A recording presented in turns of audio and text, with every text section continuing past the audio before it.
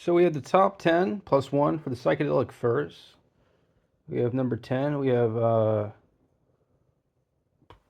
Sister Europe, right? Or say In My Head. Let's call it In My Head. Great song, a little vague, has a ton of character to it. It's a high caliber song in a playlist. Um, One of my favorite things about In My Head is that it's not so much about insanity, but it's about the pangs of the distraught loneliness, and it feels aesthetic, which is unusual for a song about like a personality crisis, which might be what that song is about. All right. So number 9, we have uh,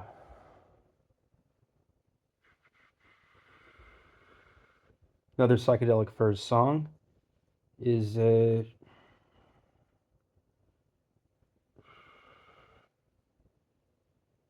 President Gas, which is a song that's a little hard to spell out right now. It seems it's about any sort of conundrum in the big government.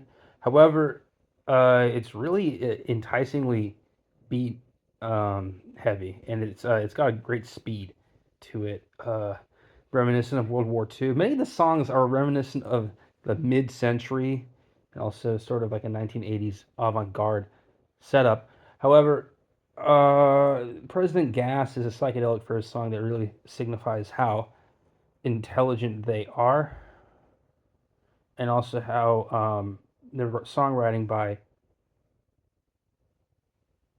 the singer, I believe, is the principal songwriter. Although there's the two brothers seem to share credit somewhat. The President Gas is a song about a lot of a strong attack against the entrepot of the political commune in a given republic, and yet it's also very resplendent and beauteous. So it's a song that has a lot of panache, and for what its subject matter is grotesquely affiliated with. So that's number 9. Number 8 is a song called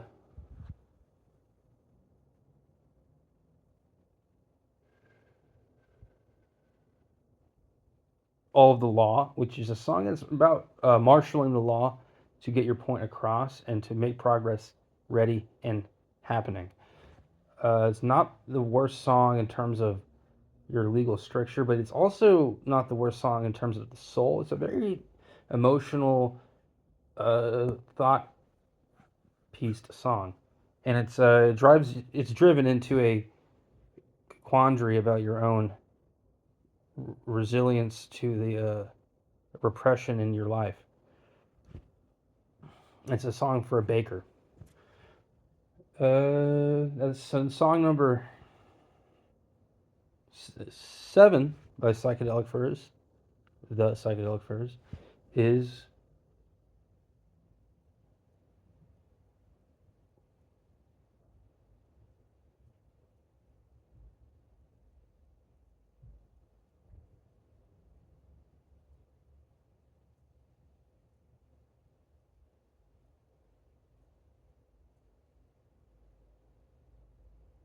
hmm. It sounds a little like it could be Heartbreak Beat. However, I'm not going to go with that for 7. I will go with another song instead called uh, The Ghost in You. To me, The Ghost in You is a classic hit. However, it is not the most appealing song to me, even though its lyrics are incredible. And its poetic quality is only really matched by its poetic value. It's a virtued song. Great lyrics. I think it might be some of the best lyrics in songwriting history. If there was a ranking, it would be top 50 for me. However, this is only top 10 for the one band, the Psychedelic Furs. I'm convinced that The Ghost in You is about aging and its damage to the body and how people view themselves like they're forever young. and it's a really harrowing tune that makes you feel the blues. So hats off to a ghost in you. Right, I'll put my hat on, which are these headphones, and I'll take them off.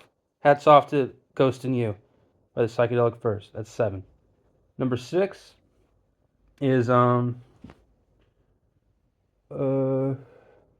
Heartbreak Beat, which is a song that's kind of aggressive and maybe even stupendous, yet it is not totally barren of wit.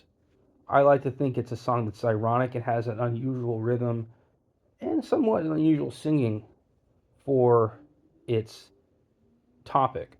And it seems to be about partying. To me, it's not just about partying, it's about revolutionary partying against the oppression of a bittersweet kingdom in the factory age, right? Or let's say the oppression of a bittersweet factory in an oppressive kingdom. And it's a pounding song that gets you through the night. If you're on a long bus ride, I know it did that for me when I was in Poland, driving through Krakow and Wrocławia, and from Berlin all the way to Lviv, Ukraine. It did that for me, and it can do it for you too. I know it's true. That's number 6.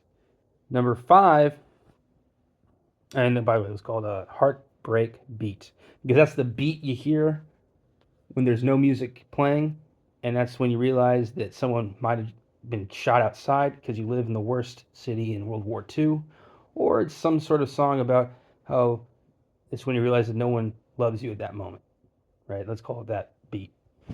And that's number 6, Heartbreak Beat. Number 5, you have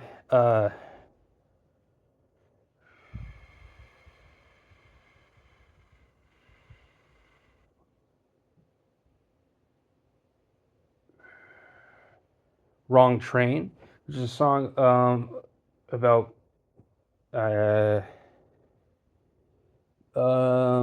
abandonment and abandonment of the mind and abandonment of the family. And it's a really tragic song. It's horrifyingly scary, unusual for this group. And the Psychedelic Furs was brave to write a song like that. I think it might be my favorite song that they've done that is totally out of their wheelhouse. And it shows you that they can terrify you with their range and stultify you with their creativity, as well as pressure you into the pits of despair with their high energy and their spiritedness. It's obviously a song about someone who is losing their mind, which the other songs are not about. And yet, for some reason, it doesn't really seem that distraught, even though it attempts to show you what it means to be a complete abject and utter failure, which I don't know why it attempts to show you that and not be distraught, but it ends up feeling encouraging. So it's a miraculous song with a marvelous sound. And many of the songs from the Psychedelic Furs have differentiable sound, or let's say differentiated sound between different songs.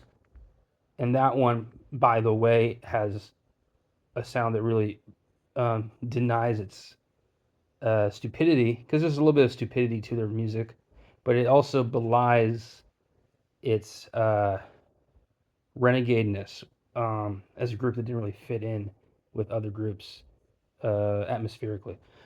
And so that's number 5 is Wrong Train. Number 4 is Heaven, which to you might be a song that you see every once in a while. To me, it's a really strong song by them that might be even considered like a hit, according to the band itself. However, I know that it's a song that's not received a ton of radio play and gotten a ton of attention.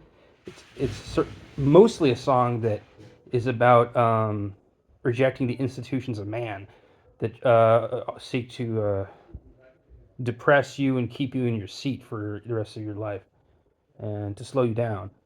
Um, Too many kings trying to keep you down, right? Hold you down and jump your train. It's something to do with needing to take the right train instead of the wrong train. So number 5, of course, was the wrong train. Number 4, of course, is Heaven. So there's a connection there with the Department of Motor Vehicles, not so much, but the Department of Transportation connects to the Psychedelic Furs for sure. Song number three is uh their fabulous hit, um not the Ghost in You, which is a quite famous one, but it's the one called Love My Way, which I think is a tremendous tour de force for a love song. Not quite even sure what the Paramore is in this subject matter. However, the song strengthens the listener very firmly, and it's like an elixir as a pleasure. So that's number three, called Love My Way. One of the better songs in songwriting history as well. Might be top 100 or perhaps top 50. I'm not sure though. I think it might be top 100 for me, songwritten as songwritten lyrics apply. And what goes on next is song number two, which is the not Sister Europe, which will probably be the honorable mention, which we've given you a few previews and then two announcements, and then in the end we'll explain it. Song number two is called "Pretty in Pink," which is a really funny song about a woman who is insane who tries to tempt you by dressing in pink, I believe, or just about that being used as a ploy. And it reminds me that not everyone trusts the color pink or really even can appreciate it whatsoever. And it's a song that is a little maverick. And some would say might be misogynistic. However, it's associated with a great movie called Pretty in Pink. So it's the titular track to the film. And I always liked that song, and the music video isn't that bad either. Although the music video kind of stinks. Overall, Pretty in Pink is a great, resplendent, and tuneful gesture in music history because it's unusual for there to really be a song about disliking a color, and for one to be successful at that and useful as a aplomb is very punk rock, even though the music is not punk rock in its texture. So that's number two. Number one is a song. It's hard to say. All I adore all of these songs. Number one, my has it's not Heaven, or if it's not The Ghost in You, or if it's not Love My Way, or if it's not Pretty in Pink.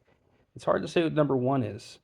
In fact, I might not be able to recall in this recollection because there's a lot of pressure for the perfect Psychedelic Furs song. However, I think I know a song that has something like that going on for it. If I could just use my computer, it looks like I can't. Well, in that case, I'll have to wing it and figure out whatever song comes to mind, even if it takes a moment or so, or a minute or two. Hmm. What could that number one song be? What could that number one song ever truly be?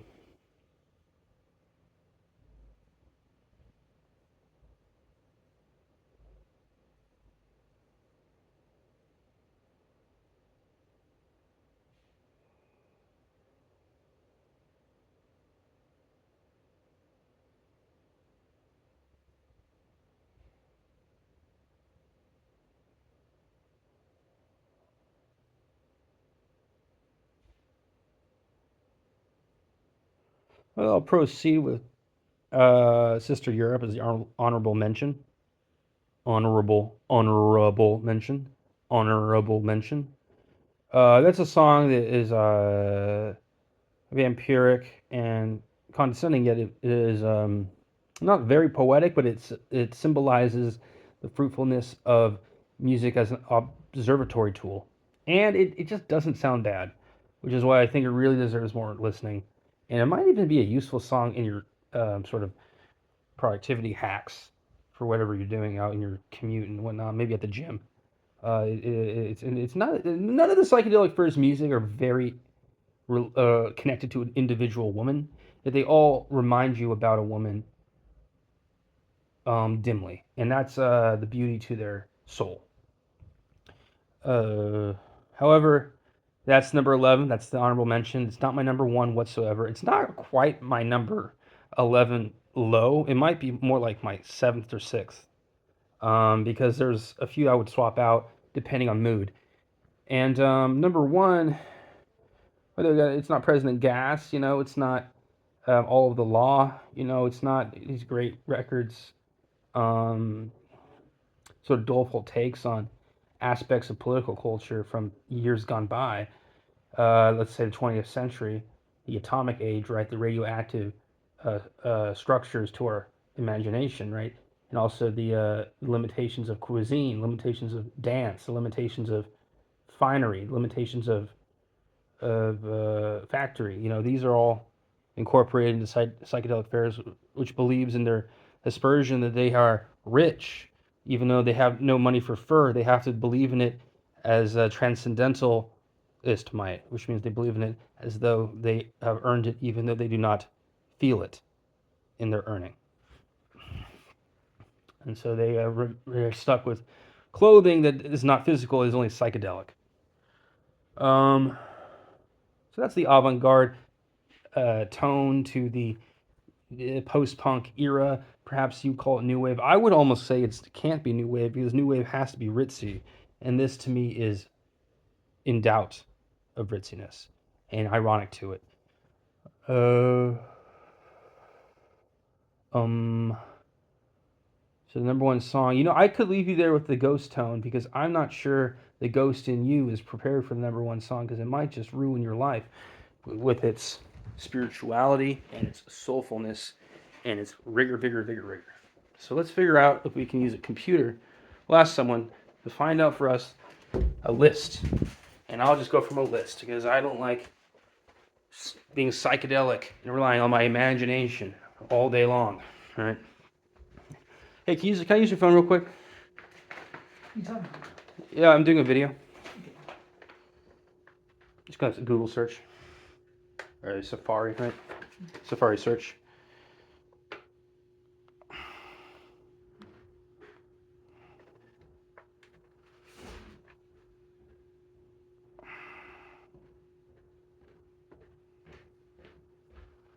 All right, we found it. It was instant. And there's a number of other songs that just don't make the cut. Many of them, not so bad. There's one of them I believe is called "All This and Nothing" from the album "Talk Talk Talk." It's number 12 as an honorable mention. Might even replace "Sister Europe" because I'm not convinced that's the greatest song. "All This and Nothing" from "Talk Talk Talk." I think might be 1981 that they did that. It's a cool song. Not really my style usually, but it might be a little too cool for me. But the number one song you heard it here, it escaped my mind, but it's my favorite one ever. It's called "Until She Comes," and it's a song that's about, I guess, who knows? It's about a woman who cannot show up because of sociology and not because of her psychology, is what the song allegedly seems to be about to me. Which is the only song I've really heard that tackles that issue, plain cut in center. And so that's it. You got to listen to the music because the music itself is psychedelic slightly all the time, but the tenor of it is very logical. And I would call it straightforward.